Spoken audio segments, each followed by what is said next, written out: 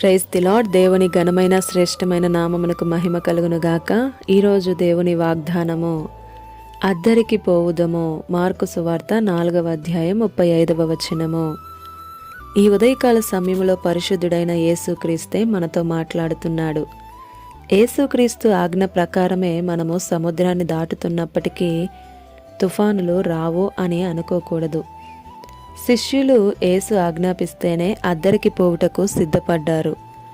మహాభయంకరమైన తుఫాను వారిని చుట్టుముట్టి నావ బోల్తా కొట్టే వరకు వచ్చేసింది.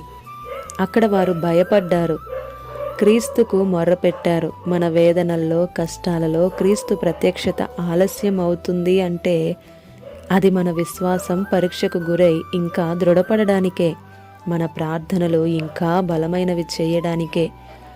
విడుదల కోసం మనం తాపత్రయం ఇంకా ఎక్కువగా ప్రార్థన చేస్తామని. క్రీస్తు వారిని గద్దించాడు, మీ విశ్వాసం ఏమైంది అని. తుఫానులు చెలరేగే వేళలో జయధ్వనులు ఎందుకు చెయ్యరు? ఎగసిపడే అలలకు అరిసి చెప్పలేకపోతున్నారు ఎందుకు? ఓ గాలి, ఓ అలల్లారా, మీరు మాకేమీ హాని చేయలేరు. యేసు మాతో, మా పడవలో ఉన్నాడు. తుఫానులు వస్తున్నప్పుడు నమ్మిక కలిగి ఉండడం కష్టం.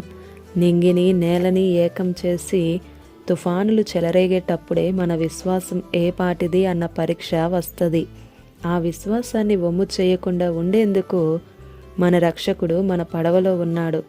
మీరు ప్రభువులో స్థిరులై ఆయన శక్తిని పొంది బలవంతులై ఉండగోరితే ఎప్పుడో ఒక తుఫాను వేళల్లోనే ఆ బలాన్ని మీకు ఆయన ఇస్తాడు. నా నావలో క్రీస్తు ఉంటే ఎదిరిస్తాను గాలివానను. అవతలి వైపునకు వెళదాం పదండి అన్నాడు క్రీస్తు. మధ్యలో మునిగిపోదామని అనలేదుగా. ఎందుకు భయం? ప్రార్థించు. ఆమేన్. ఇది నా వాగ్దానం మనందరి జీవితాల్లో నెరవేరాలని కోరుతూ దేవుని సువార్తా పరిచర్యలో మీ సహోదరి Prasanna. God bless you. Amen.